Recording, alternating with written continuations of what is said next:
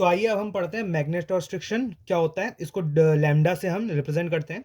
The behaviour of ferromagnetic material in which their dimension and shape are changed when they are magnetised, it discovered by James Joule. Magnetostriction क्या होता है? जब हम एक ferromagnetic material को magnetise करते हैं, मतलब उसे हम एक्सटर्नल इलेक्ट्रिक फील्ड में रखते हैं, तो जब वो उसके डोमेन्स जो हैं वो उस मैग्नेटिक फील्ड लाइन के डायरेक्शन में अलाइन होते हैं, तब वो अपना जो शेप है वो ओरिजिनल शेप से कुछ चेंज कर लेता है। तो उसी चेंज इन शेप को या फिर चेंज इन डायमेंशन को हम मैग्नेटोस्ट्रिक्शन कहते हैं और उसे लैम्डा से रिप्रेजेंट करते हैं।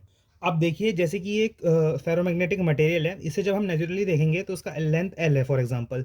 जब हम इसे एक्सटर्नल मैग्नेटिक फील्ड में रखेंगे तो ये एक्सटेंड हो जाएगा, जिससे लेंथ इसकी बढ़ के एल डैश हो जाएगी। ये जो लेंथ जो इंक्रीज हुई है ये बहुत थोड़ी सी होती है, इसे मैंने समझाने के लिए थोड़ा बड़ा बनाया है। तो इसकी जो चेंज इन लेंथ आएगी डेल्टा एल, वो L dash minus original length L होगी। अब देखिए, जो मैग्नेटोस्ट्रिक्शन है वो कैलकुलेट कैसे किया जाता है in terms of magnetostrictive coefficient.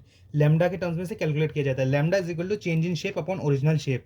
Example के तौर में, जैसे हमने पहले देखा था, अगर हम फेरोमैग्नेटिक मटेरियल को एक्सटर्नल मैग्नेटिक फील्ड में रखेंगे तो उसकी लेंथ एल से बढ़ के एल डैश हो जाती है। तो उसके लिए लैम्डा कैसे कैलकुलेट करेंगे? Lambda is equal to delta L divided by L dash minus L. तो ये जो लैम्डा की वैल्यू है उसको हम कैलकुलेट कर सकते हैं change in shape divided by original shape के फॉर्मूले से। अब देखिए, जो मैग्नेटोस्ट्रिक्शन है इसमें दो तरह के चेंजेस होते हैं, चेंज इन डायमेंशन और चेंज इन शेप। तो जो डायमेंशन का चेंज आता है वो पॉसिबल होता है सिर्फ और सिर्फ उन मटेरियल में जो क्यूबिक क्रिस्टल्स हो जिनके, और जो शेप में चेंज आता है वो पॉसिबल होता है उन मटेरियल्स के जिनके क्यूबिक क्रिस्टल ना हो। और ये ज़्यादातर मेनली जो है वो हेक्सागोनल क्रिस्टल्स पर देखा जाता है। इसके फीचर्स देख लेते हैं। ये रिवर्सिबल होता है नेचर में, मतलब अगर हम फेरोमैग्नेटिक मटेरियल को एक्सटर्नल मैग्नेटिक फील्ड में डालेंगे तो वो लंबा भी हो जाएगा, और जब हम इस फील्ड को हटाएंगे तो वो वापस से छोटा हो जाएगा।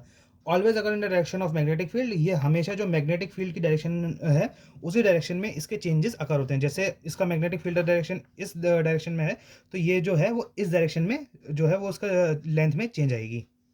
इसके एप्लीकेशंस देख लेते हैं। It is used in audio frequency oscillation में यूज़ होता है, और मैग्नेटोस्ट्रिक्टिव जो ट्रांसड्यूसर्स होते हैं उनमें यूज़ होता है। इसके एग्जांपल्स है आयरन, कोबाल्ट और निकल। Thank you.